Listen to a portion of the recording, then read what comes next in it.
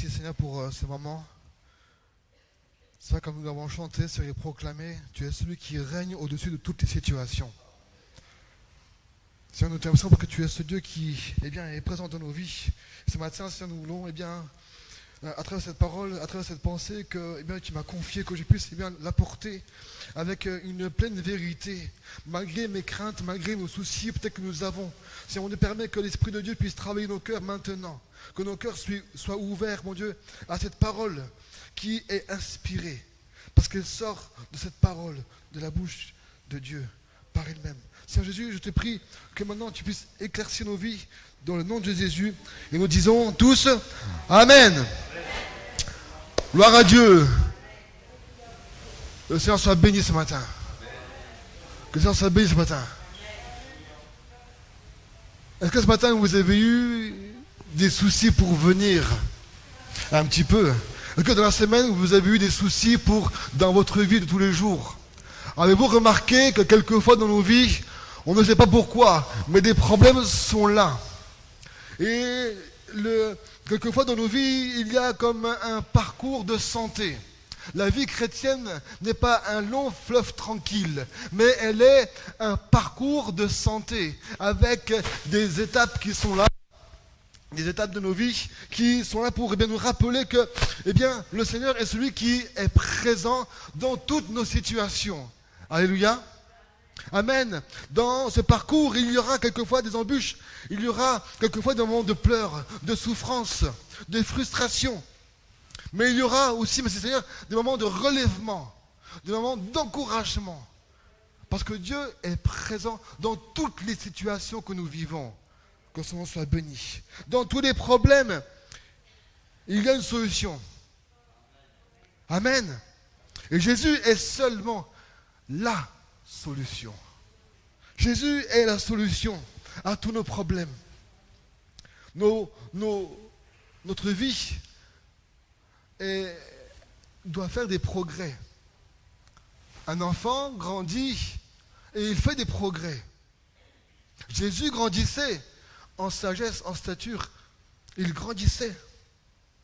Les progrès seront le résultat de la solution qui vient de Dieu. Dans nos problèmes, une solution viendra. Elle vient de Dieu. Amen. Il faut seulement tenir cette solution, tenir cette réponse et s'accrocher à elle comme une promesse infaillible et s'accrocher à elle. Amen. Martin Luther King dira que tous les progrès sont précaires et la solution d'un problème nous confronte à un autre problème. Alors, dans la parole de Dieu, je me suis dit, on va aller dans le livre où il n'y a eu que des problèmes. Dans le livre de l'Exode, où le peuple d'Israël a connu plusieurs problèmes. Mais dans leurs problèmes, Dieu a été présent. Amen. Et dans le livre de l'Exode, en hébreu, c'est le livre, ça se dit en hébreu Shemot. Et dans Shemot, il y a Shemot, c'est le Shem, c'est les noms, si vous voulez, en pluriel. Et derrière, Exode commencera au chapitre 1, au verset 1, voici les noms. Les noms des fils d'Israël venus en Égypte avec Jacob. Et chacun va venir avec sa propre famille. Jacob va venir accompagné de sa famille. Et là, il y a un roi qui va venir. Un roi qui va venir en Égypte. Et il va dire à son peuple égyptien, qui va dire, voici les Israélites forment un peuple plus nombreux et plus puissant que nous. Il dira au verset 10, allons, montrons-nous habiles vis-à-vis de lui et empêchons-le de devenir trop nombreux. Car en cas de guerre, il se joindrait à nos ennemis pour nous combattre et sortir ensuite du pays. Le roi Pharaon avait peur du peuple d'Israël. Ils avaient peur du peuple d'Israël. Et là donc, dans cette peur, il va établir, et bien sûr eux, des chefs de corvée. Oui, dans le travail, il y a des chefs. Qui quelquefois sont des chefs de corvée. Ils nous donnent plus des corvées que des choses intéressantes à faire. Mais Pharaon a donné au peuple d'Israël des chefs de corvée afin de l'accabler de travaux pénibles qui étaient destinés à servir d'entrepôt pour le Pharaon. Et alors que le Pharaon avait pensé cela, le peuple d'Israël, au contraire, plus on l'accablait, au verset 12, plus on l'accablait et plus ils devenaient nombreux et envahissants, au point où on éprouvait même pour eux de la haine. Ça, c'est un peu le contexte. Alors les Égyptiens vont soumettre aux Israélites un dur esclavage. Le Pharaon voulait arrêter l'œuvre du peuple de Dieu. Mais au contraire, le peuple d'Israël grandissait. Il se multipliait. Alors le Pharaon a eu une idée. Il va aller voir les sages-femmes et il va leur dire que ceux qui ont des mâles, que ceux qui ont des enfants, garçons, de les exterminer. Et ceux qui ont des filles, ça va, vous pouvez les garder. Mais le verset 17 nous dira que les sages-femmes avaient de la crainte de Dieu, mais elles n'obéirent pas au roi Pharaon.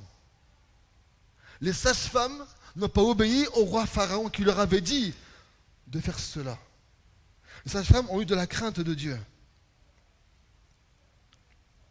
Je crois que ce qui est important dans nos vies, encore aujourd'hui, frères et sœurs, c'est d'avoir cette crainte du nom de Dieu. Amen. Voici un peu le contexte de l'Exode. On a un peuple qui est là. Ils sont sous une oppression terrible. Ils subissent des outrages, des injustices. Ils prennent leurs fils. Ils les mettent dans le fleuve. Mais un homme sera sauvé. Cet homme sera appelé Moïse. Amen. Et il ne sera pas un chef de corvée. Il sera le libérateur de son peuple. Amen. Et son peuple est tellement précieux aux yeux de Dieu. Et ce matin, on a chanté que Majesté, tu as fait de moi une perle de grand prix. Et vous savez, une perle, elle se polit, elle se travaille. Notre vie était une perle qui n'avait pas de valeur. Mais Dieu, lui, a fait de toi une perle de valeur. Amen. Et les soucis, les épreuves de la vie sont là comme pour un peu te polir. Au début, il va utiliser un disque abrasif. Et au fur et à mesure, il va utiliser un disque un peu moins costaud pour bien finir la finition, pour bien te polir jusqu'à son avènement. Amen. Quel est le but de Dieu?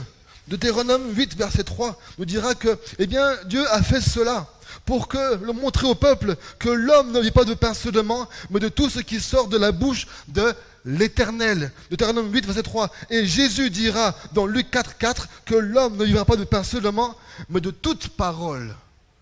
Amen, qui sort de la bouche de Dieu. Voici un petit peu ce que Dieu voulait. Dieu voulait montrer au peuple qu'il allait être présent dans leurs épreuves, qu'il allait peut-être traverser des choses, mais que Dieu était présent. Le Pharaon va laisser partir le peuple. Chapitre 13, verset 7. Mais Dieu va le faire passer par un détour. Quelquefois, comme a dit mon frère ce matin, je pensais prendre une direction, mais Dieu me fait passer par une autre direction. Amen. Et ce détour a été un événement intéressant pour ta vie.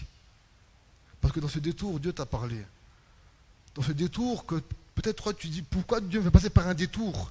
Peut-être que tu ne comprends pas pourquoi, mais pourquoi ma vie est comme ça? Parce que Dieu est en train de te passer par un détour. Il veut te faire comprendre quelque chose. Ils vont sortir. Le peuple d'Israël va sortir d'Égypte. Ils vont sortir sous la protection de Dieu. Et le Seigneur sera avec eux. Il dira que le jour, une colonne de nuée va les guider sur le chemin. Et la nuit, une colonne de feu pour les éclairer. Alléluia. Jour et nuit, ils étaient sous la protection de Dieu. Amen. Mais au chapitre 14, verset 2, il y a des personnes qui vont venir voir le Pharaon et ils vont lui dire: oh mon grand, excuse-moi, mais il y a un souci là. Tu fais partir de ton peuple, tu fais partir de l'Israël, mais maintenant, qu'est-ce qu'on va devenir nous maintenant? Qui va construire les temples? Qui va construire tout ça? Qui va aller ramasser? Qui va construire les briques pour notre pays? Le pharaon a changé un peu sa vision et il va du coup aller prendre son armée. Il va aller au devant pour aller choper les peuples d'Israël. Il va changer d'avis. Il va aller attraper. Son désir va vouloir d'aller attraper le peuple d'Israël. Mais Dieu va étendre sa main. Ils vont arriver devant un premier problème. Comprenez bien, le peuple d'Israël était esclave. Ils étaient soumis à un peuple étranger. Et là, ils sont libérés. Dieu envoie un homme qui s'appelle Moïse, le libérateur. Ils sont contents. Ils chantent quand tout d'un coup, ils le voient derrière eux, les cavaliers. Ils sont coincés. Devant, il y a la mer. Imaginez-vous.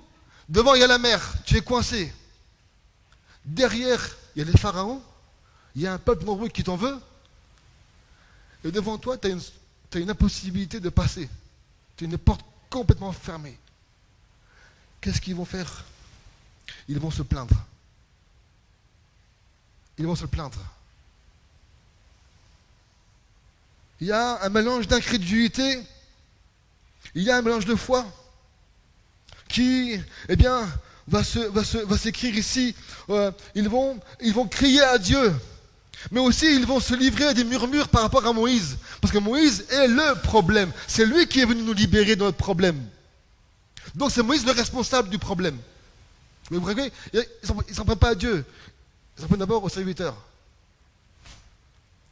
Et ils diront, mais n'est-ce pas, verset 12, n'est-ce pas ce que nous te disions en Égypte? Quand nous te disions, mais laisse-nous, nous voulons servir les Égyptiens. Car, mieux valait pour nous de servir les Égyptiens que mourir dans le désert. Vous vous rendez compte un petit peu la pensée qu'ils avaient. Ils préféraient être oppressés par le peuple égyptien que d'être libres. Et aujourd'hui, beaucoup de personnes refusent la solution que Jésus est venu apporter. Mais ils préfèrent peut-être être sous l'oppression du monde.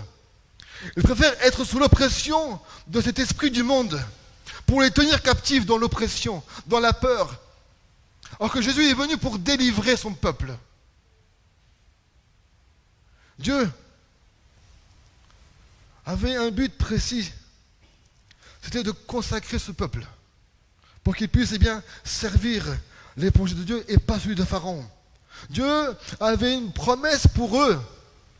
Ils avaient reçu une promesse.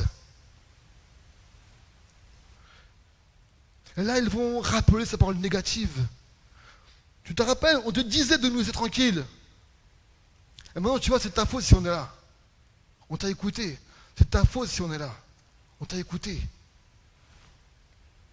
Mais là, devant cette réalisation, ils sont devant cet accomplissement de ne plus être esclaves. Dieu va alors préparer une solution. Et j'aimerais te dire que si tu traverses des problèmes, des soucis, ne regarde pas en arrière. Vous savez, la femme de Lot est sortie de Sodome et Gomorrhe. Et qu'est-ce qu'elle a fait? Elle s'est retournée en arrière. L'ennemi voudra toujours que tu regardes en arrière pour te rappeler qui tu es, qui tu as été, les paroles que tu as faites. Mais Dieu lui te dit, regarde en avant. Regarde à la croix. Tu étais, mais tu n'es plus. Parce que toutes choses sont devenues nouvelles. Amen. Toutes choses sont devenues nouvelles. Dieu dira à Moïse, dis aux enfants d'Israël de se mettre en marche. Dieu dira à Moïse, ils sont devant la mer, ils sont derrière, il y a les pharaons, et Dieu dit à Moïse, dis au peuple de se mettre en marche. Excusez-moi, Moïse lui disait, mais Dieu, tu t'es pas un peu trompé, quoi? On est coincé. On est coincé. Quelquefois, Dieu un peu a de l'humour, hein? Mais ils vont se mettre en marche. Parce que Dieu, dans ses premiers problèmes, va séparer un peuple de l'esclavage pour montrer sa gloire aux ennemis. Il a montré sa gloire et sa puissance à son peuple. Amen. Il dira, chapitre 14, verset 16, il dira, lève ton bâton, tends ta main vers la mer et fends-la. Ainsi, les Israélites pénétreront au milieu de la mer à pied sec. Le bâton en français, c'est facile, ça se dit en bâton.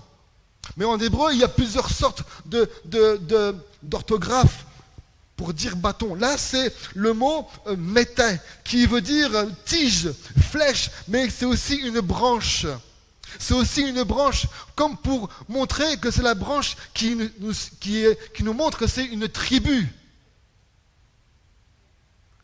Mais aussi, ce bâton nous parle aussi d'un sceptre. Amen. Dieu va sauver une tribu. Dieu va sauver une tribu parce que dans cette tribu, il y a un roi qui va venir. Et son sceptre ne sera pas un sceptre de condamnation, mais un sceptre de paix et de joie pour chacun d'entre nous. Amen. Et Dieu veut séparer dans nos vies notre ancienne vie. Dieu veut séparer dans nos cœurs notre ancienne nature. Amen. Ce bois représente une chose, c'est la puissance de Christ sur la croix pour nous. Dieu dira, lève ton bâton et fends-la. La puissance de la croix nous sépare de notre ancienne vie. Le message de la croix nous rend pas esclaves, mais nous rend libres. Alléluia. Elle nous fait entrer dans une vie complètement libérée. Parce que le Seigneur nous a libérés de tout lien. De tous les liens. Ici, il y a des gens qui, il y a quelques mois, il y a quelques années, buvaient, se droguaient et Dieu les a délivrés. Amen. C'était pas il y a 40 ans, c'était pas il y a 60 ans, c'était il y a quelques mois. Dieu les a délivrés. Parce que notre Dieu est encore vivant aujourd'hui. Et Paul dira dans 1 Corinthiens 1:18 que le message de la croix est une folie pour ceux qui périssent.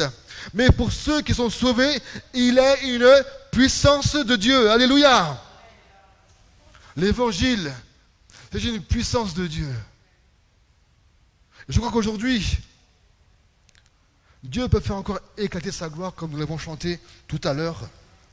Parce que Dieu a envoyé son Fils Jésus. Et il dira dans Colossiens 2, 14 à 15 qu'il a dépouillé les pouvoirs. Il les a publiquement livrés en spectacle en triomphant d'eux par la croix. Et Dieu a publiquement dépouillé les dominations de Pharaon en triomphant d'elle. Avec quoi? Un bâton. Alléluia. Ce bâton, c'est le signe de la croix. Ce bâton, c'est le signe que Jésus allait venir et nous séparer des dominations qui étaient sur nos vies. Alléluia, que son nom soit béni. Dieu ce matin veut dépouiller l'œuvre de l'ennemi qui est peut-être sur ta vie. Dieu ce matin peut dépouiller, il peut terrasser le pouvoir de l'ennemi qui est sur ta vie. Mais là, c'est pas fini. Il arrive un deuxième problème. C'est qu'ils vont commencer à rentrer. Et tout d'un coup, la colonne va s'arrêter. Et ils vont commencer à marcher dans l'eau. Et là, les pharaons vont commencer aussi à aller derrière eux. Ils vont commencer. Mais Dieu n'a pas terminé son œuvre de secours. Dieu n'a pas terminé son œuvre. Il va mettre sa main jusqu'au bout. Je veux te dire que quand Dieu intervient dans une situation, il ne le fait pas juste à 10%. Dieu va intervenir jusqu'au bout. Amen. Il commence une œuvre et il va l'amener jusqu'au bout. Alléluia. Et au verset 14, verset 24 à 25, Dieu va semer le désordre dans le camp des Égyptiens. Il va dévier les roues de leurs chars en rendant ainsi leur conduite difficile. Alléluia. On a tous vu ça. Quelqu'un qui conduit sa voiture et puis il perd une roue. Et les Égyptiens vont remarquer quelque chose. Ils vont prendre la fuite. Ils diront, prenons la fuite devant Israël, car l'Éternel combat pour lui contre nous. Dieu a mis sa main. Ils ont vu que Israël était gardé, pas par un homme, mais par Dieu lui-même. L'homme sert juste de transfert, c'est le porte-parole de Dieu. Les Égyptiens vont comprendre que l'Éternel va combattre avec son peuple. J'aimerais te dire que l'Éternel combat pour toi. Amen. Jésus est venu et il dira qu'il intercède pour chacun d'entre nous dans le ciel. Il n'est pas là, dans le ciel. Il n'est pas assis en attendant patiemment que midi arrive. Non, il est là et là en ce moment, il intercède pour toi. Il prie pour ta situation. Il te dit, mais ce matin, avance, marche avec moi. Marche devant ma face. Ils sont mis en marche.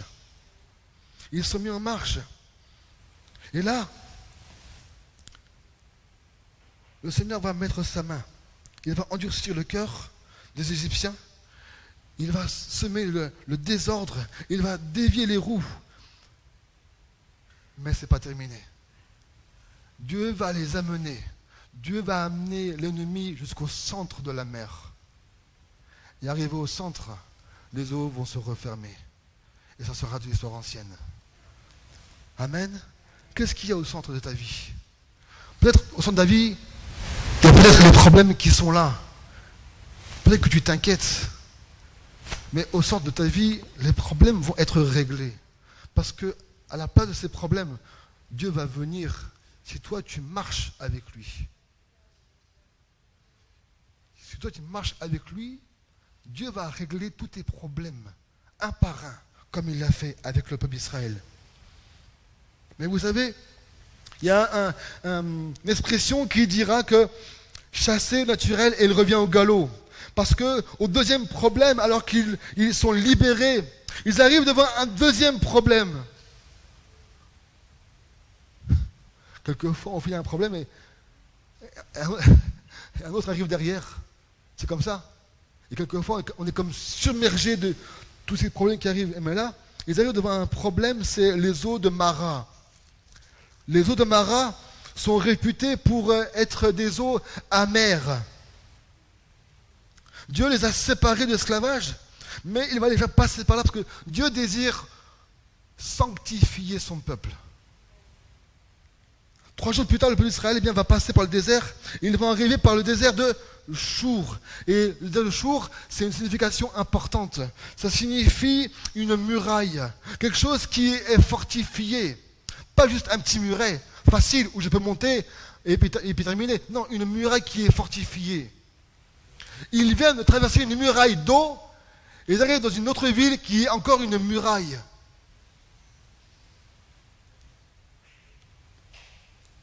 Mais là, ils sont dans un désert. Il n'y a pas d'eau. Ils sont un peuple nombreux. Il y a des femmes, des enfants qui sont là. Il y a des vieillards. Il y a peut-être des animaux qui ont soif. Ils sont dans ce désert, ils ont soif. Et là, ils arrivent devant, ils sont tout contents, ils arrivent devant cette oasis. Et l'eau est amère. Encore un problème. Pourquoi Dieu, tu nous fais passer par ce désert? Pourquoi Dieu, tu me fais passer par un oasis, tu n'aurais pas pu me faire passer par un autre oasis, un peu plus, peut-être une pétillante? Pourquoi tu veux passer par une eau où l'eau est amère? Ce coin ici, où le peuple était, est connu pour abriter aussi un autre peuple qui fait partie de la tribu d'Ismaël. Dieu va leur rappeler que, mon ami, il y a une amertume qui est là. Mais Dieu a fait une promesse au peuple d'Ismaël. Amen. Dieu a fait une promesse au peuple d'Israël et au peuple d'Ismaël. Amen. Et là, ils arrivent devant cette eau amère. L'amertume dans leur cœur, eh bien, ici est présentée comme cette eau qu'ils ne peuvent pas boire. Et encore une fois, ils diront à Moïse, chapitre 15, verset 24, le peuple va murmurer une deuxième fois. Ils vont dire contre Moïse en disant, mais que boirons-nous? Et là, Moïse va crier à l'Éternel et l'Éternel va lui indiquer, encore une fois, un morceau de bois. Vous voyez, le bois dans l'Exode est important. Le bois nous rappelle que le bois ici, ce n'est pas le mot maté, ce n'est pas le sceptre, c'est pas ça, c'est une autre appellation. C'est le mot qui nous parle d'une attitude qui est complètement fermée. Une attitude qui est dans une désobéissance, une révolte contre Dieu. Et là, Moïse va obéir à Dieu. Il va prendre ce bâton, il va le mettre dans l'eau. Et l'eau deviendra douce. Et Dieu dira, ce fut là qu'il donna une prescription, une ordonnance, ce fut là qu'il l'éprouva. Dieu va éprouver. Dieu va éprouver. Vous savez, les beaux diamants ne sont pas dans la bijouterie comme ça. Quelqu'un a été les chercher au fond d'un trou. Et il va prendre ce caillou et il va le travailler, le polir. Pas comme ça. Hein. Mesdames, vous avez peut-être des diamants, que Dieu soit béni. Sachez que quelqu'un a peut-être risqué sa vie pour chercher ce diamant. L'amertume. Là, le problème ici ne venait pas de l'ennemi. Non, l'ennemi, il n'y en a plus maintenant, c'est fini. L'ennemi a été vaincu à la croix. L'ennemi a été vaincu dans les eaux, c'est terminé. Mais là, le problème ne vient pas de l'extérieur maintenant. Il vient de l'intérieur du cœur du peuple d'Israël, qui, a une amertume. Et Dieu va indiquer, à travers ce bois, que l'amertume peut être changée en eau saine. L'amertume de nos cœurs peut être changée. Alléluia. Ce bois représente le fait d'être purifié, d'être sanctifié.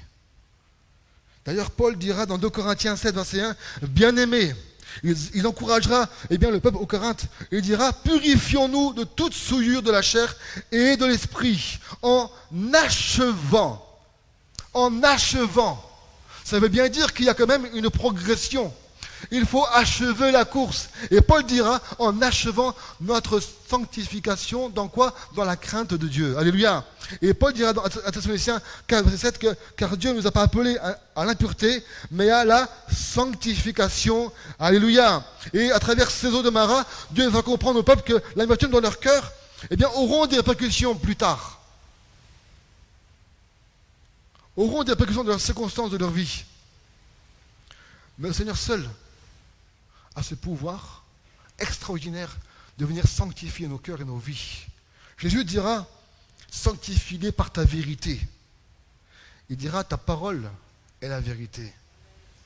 Dieu désire nous sanctifier par quoi? Par sa parole qui est la vérité. En lisant la parole de Dieu, en ayant une relation avec Dieu, Dieu te sanctifie. Il fait un échange. Il prend ce qui n'est pas bon et il te met des choses bonnes. Amen. Alors peut-être si sur ton chemin tu es encore amer, tu es encore triste, peut-être que tu n'as pas de vision, sans but. Le Seigneur est celui qui dira à son peuple, un peu plus loin, il dira, l'Éternel est celui qui te guérit. Amen. Il dira, là, à ce moment, l'Éternel est celui qui te guérit. Que le Seigneur soit béni. Mais là, ils vont arriver, ils vont continuer à marcher, parce que Dieu va accorder au peuple, 12 sources d'eau. Dans Exode 15, verset 27, ils vont continuer à marcher, ils vont arriver devant Élim. Élim, c'est quoi? Élim, c'est la ville qui est synonyme de bélier. Le bélier nous rappelle une chose importante. Le bélier nous rappelle que ça peut être une nourriture. C'est aussi un moyen de sacrifice. Ils arrivent, après avoir été sanctifiés, ils arrivent dans une ville où il y a cette ville qui est synonyme d'avoir ce sacrifice. Et Jésus a été ce sacrifice parfait qui nous a séparés et qui nous a sanctifiés par sa parole. Que le Seigneur soit béni. Ce bélier aussi nous rappelle qu'ils vont bientôt construire quelque chose. Ils vont bientôt construire le tabernacle de Dieu. Et le bélier sera utilisé. La peau sera utilisée pour construire ce tabernacle. Parce qu'ils ont été séparés, sanctifiés. Amen. Pour servir. Vous êtes avec moi? Je sais que peut-être que certains ont commencé à avoir faim. Exode 16. Exode 16, verset 1. vous dira que toute l'assemblée, toute la communauté, partit de Élim pour arriver au désert de Sin.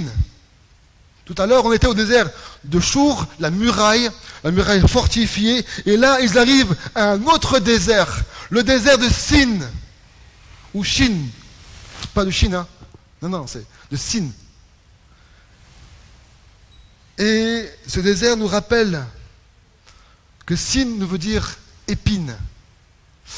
Ah, j'aime pas les épines, ça pique. Les roses, ça pique. Et pourtant, quand c'est la fête des amoureux, je crois que c'est le 14 février, il me semble. C'est ça, Jean-Michel? Pas trompé, hein? Je ne l'ai pas marqué, c'est pas que je me trompe. On en fait quoi à nos épouses? Des fleurs. On en fait des fleurs avec des roses et des épines. Mais la fleuriste, qu'est-ce qu'elle va faire? Elle va enlever les épines. Le peuple d'Israël arrive dans cette ville et il passe ce désert de Sin qui nous parle d'épines, mais aussi d'argile. À travers ce désert de Sin, à travers les épines, Dieu est en train de façonner son peuple comme lui, il le désire. Vous comprenez? À travers peut-être les problèmes, Dieu est en train de te façonner comme lui, il le désire. Que Dieu se bénisse. Mais là, au verset 2, ils arrivent devant ce problème, encore une fois. Ils diront, ils arrivent là devant ce désert, et encore une fois, ils vont dire, toute la communauté murmura dans le désert contre Moïse et Aaron. Ah non, il y a quelqu'un en plus. Et ils vont dire au verset 3, que sommes-nous morts par la main de l'Éternel dans le pays d'Égypte, quand nous étions assis des marmites de viande, quand nous mangions du pain en satiété. Et vous nous avez fait venir dans ce désert pour nous faire mourir de faim. Est-ce que Dieu avait abandonné son peuple? Dieu n'a pas abandonné. Il était dans la colonne de nuée, de feu. Il a ouvert la mer. Il a enlevé les roues des cavaliers. Il a refermé la mer. Et là, encore une fois, il va encore murmurer. Oh Seigneur, bénis-les. Hein? Une troisième fois, ils vont venir se plaindre. Eux qui ont vu des choses extraordinaires. Devant cette épreuve, ils vont dire, mais pourquoi, Seigneur? Pourquoi Moïse, tu nous as fait passer par là? On était bien là-bas, on avait des marmites. C'est pas juste des petites casseroles, des marmites de couscous. Des marmites de légumes, de houmous, tout frais, que j'ai préparé. Mais ils avaient oublié qu'ils étaient esclaves. Ils avaient peut-être à manger, mais ils étaient dans l'oppression, ils étaient esclaves.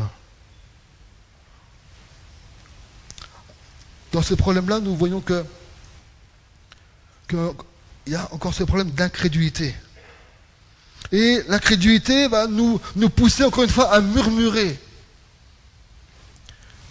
Et les murmures vont arriver et ils vont bloquer une situation. Et ils diront, que sommes-nous en effet pour que vous murmurez contre nous? Moïse dira cela. Mais lorsque vous murmurez, ce n'est pas contre nous que vous murmurez, c'est contre l'Éternel. Je répète, lorsque vous murmurez, ce n'est pas contre nous que vous murmurez, c'est contre l'Éternel. Vous comprenez? Quand le Seigneur est en toi, quand ta vie est au Seigneur, quand quelqu'un te fait de la peine, du mal, ce n'est pas à toi qu'il te blesse. C'est sûr, il te fait de la peine dans ton être physique. Mais dans les sphères spirituelles, c'est à Jésus qu'il fait de la peine. Et Dieu va dire à Moïse, je vais faire pleuvoir du pain pour vous depuis le ciel. Dieu va envoyer une solution. Mais le peuple, lui, là, maintenant, il va mettre à contribution son peuple. Avant, Dieu a tout fait. Il envoie Moïse, et dit, tiens, prends le bâton, fais ci, fais ça. Maintenant, c'est le peuple qui va travailler un peu.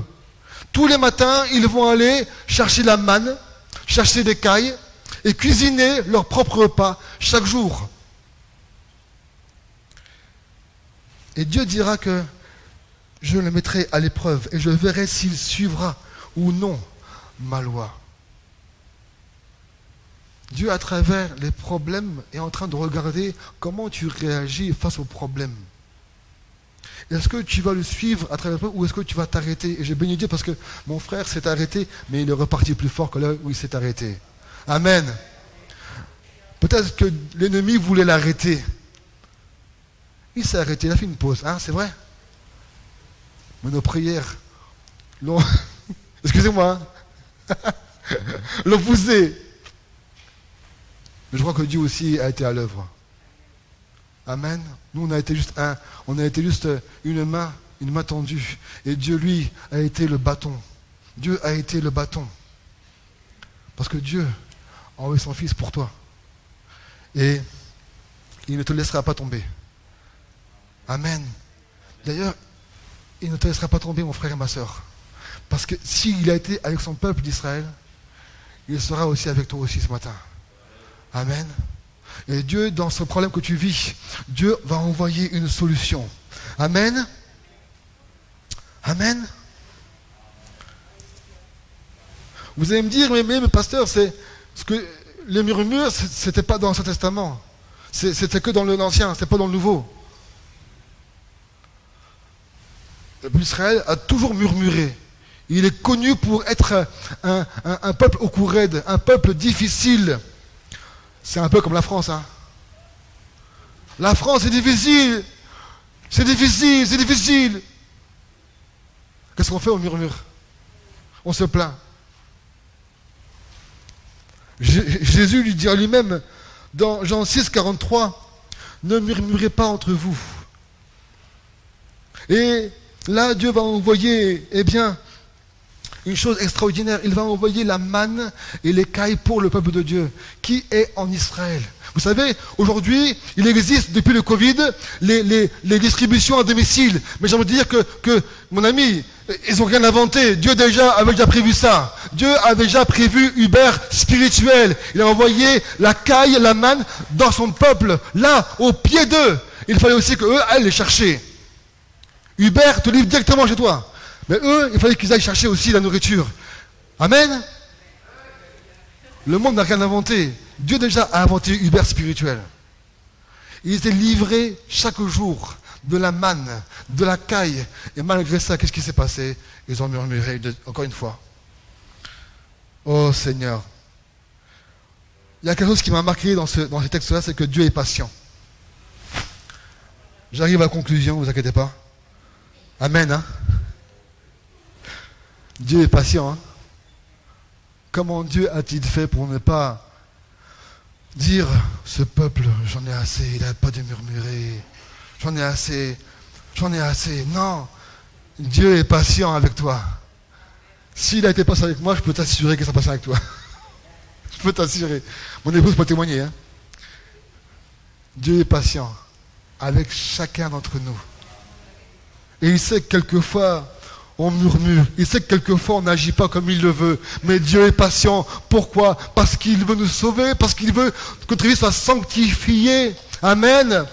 Amen. Que Dieu soit béni. Et dans ce désert, de signes qui nous rappellent l'épine, l'argile, qui nous rappelle aussi que, le peuple d'Israël va être nourri de pain tous les jours. Jésus dira dans Jean 6, 35, je suis le pain de vie. Alléluia. Jésus dira, je suis le pain de vie. Mais il dira aussi une chose, celui qui vient à moi n'aura jamais faim. Et celui qui croit en moi n'aura jamais soif. Mais je vous l'ai dit, vous m'avez vu, et vous n'avez pas cru en moi. Certains ont vu le peuple d'Israël, ont vu les miracles extraordinaires, mais n'ont pas cru. Vous croyez que les miracles vont attirer plus de personnes? C'est faux. Vous croyez que les délivrances vont attirer plus de personnes? C'est faux. Les personnes vont être attirées par ta propre vie, mon frère et ma soeur. Ton entourage va être attiré par ta propre vie, par ton témoignage, par ton odeur. Ce matin, il a été dit, que ma vie soit une odeur agréable. Le culte, c'est pas je viens et je demande à Dieu. Le culte, c'est je viens et je m'offre à Dieu. Le culte, c'est ça, frères et sœurs. C'est pas je viens et je demande à Dieu. Le culte, c'est je viens et je me donne à Dieu. Parce que tout mon être lui soit agréable à lui seul. Je viens offrir au Seigneur un culte. Et Jésus dira que tout ce que le Père me donne viendront à moi. Mais il dira un point important. Je ne mettrai pas dehors ce qui vient à moi, car je suis descendu du ciel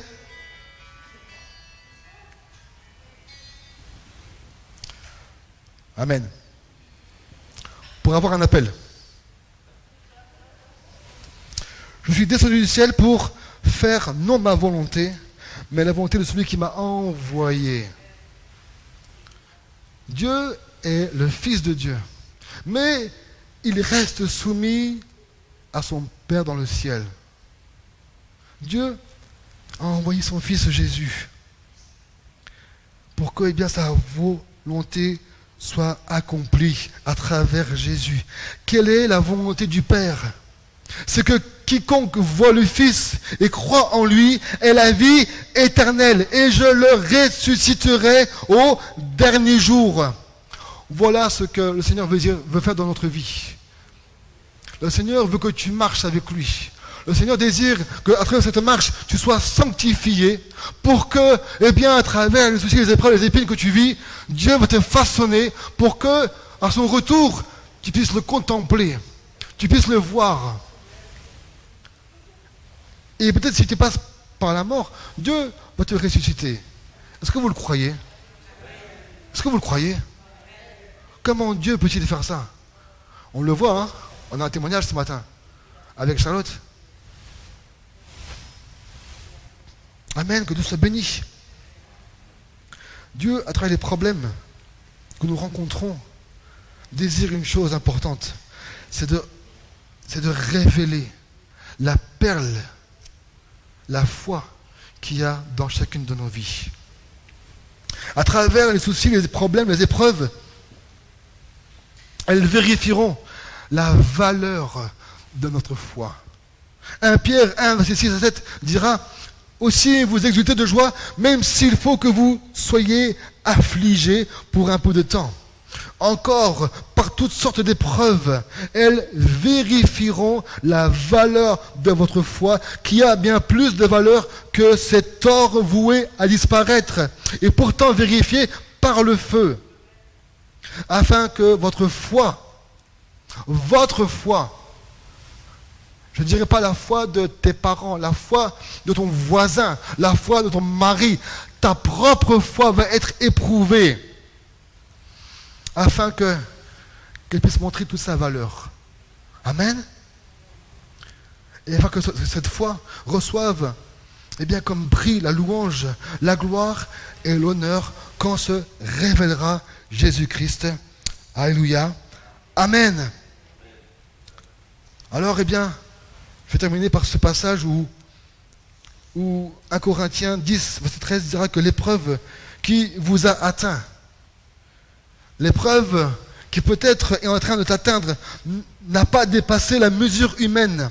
Dieu est fidèle. 1 Corinthiens 10, verset 13. Il ne permettra pas que vous soyez éprouvés au-delà de vos forces. Amen.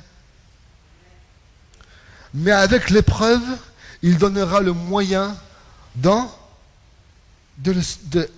sortir et la force de la supporter. Ce matin, on a dit, il y a quelqu'un qui a dit que Dieu est l'alpha et l'oméga. J'aimerais te dire que Dieu met le début de l'épreuve, mais Dieu aussi connaît aussi la fin de l'épreuve. Alléluia. Amen. Dieu connaît le début de ton épreuve. Et Dieu aussi connaît la fin. Alors, continuons ensemble à marcher. Continuons ensemble dans notre vie quotidienne à se sanctifier par la parole de Dieu, par sa présence qui agit en nous, qui fait ce transfert, qui prend ce qui est mauvais et qui remplace. Parce que le Seigneur est venu pour ôter le péché, pour ôter tout ce qui n'allait pas. Mais au travers de cette épreuve, eh bien, il nous donne le moyen d'en sortir et la force de la supporter. Que le Seigneur soit béni parce qu'il est au milieu de nos tempêtes, il est au milieu de nos problèmes. Amen. On prie le Seigneur et on lui rend grâce. Merci Seigneur Jésus. Seigneur, à travers ces épreuves que nous avons lues, il y a deux solutions, Seigneur. Soit on s'arrête, soit, mon Dieu, eh bien, on continue. Soit, mon Dieu, à travers les problèmes que nous vivons, soit on se décourage, ou soit, mon Dieu, eh bien, on compte sur le moyen que tu nous as envoyé. Ta présence, ta parole, la communion fraternelle, la prière, la louange, l'adoration, la communion fraternelle. Mon Dieu, il y a tellement de moyens pour passer cette épreuve, pour passer cette muraille, pour passer ce lieu d'épines.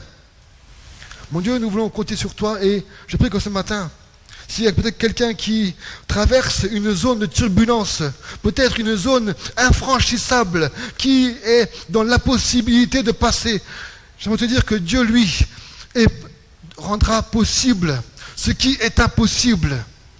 Dieu rendra possible ta traversée, parce qu'à Dieu, rien n'est impossible. Seigneur, j'ai prié qu'il y ait, s'il y a une porte qui est fermée, s'il y a quelqu'un qui est malade, qui est peut-être dans l'oppression, j'ai prié, mon Dieu, que tu puisses, mon Dieu, étendre ta main et amener ton secours.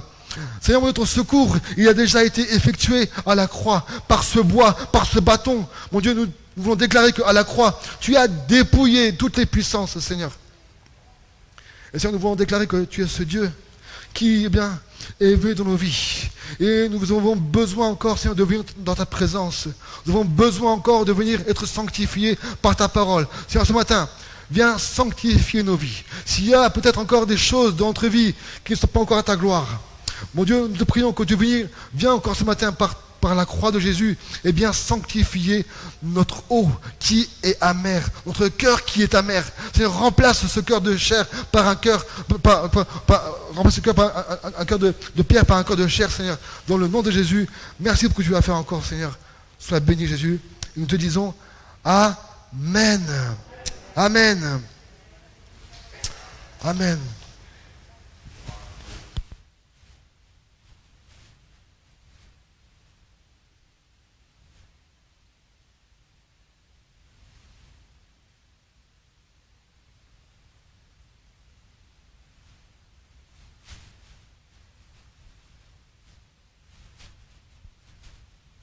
Nous bénissons Dieu de ce que le Seigneur sait pourvoir dans chaque domaine. Amen. Et bien souvent, malheureusement, notre impatience fait que, mais gloire à Dieu, Dieu est patient et Dieu fait toutes choses belles en son temps. Amen. Et que Dieu fasse que nous puissions nous attendre à lui en tout temps. Béni soit Dieu. Amen. Quelques informations avant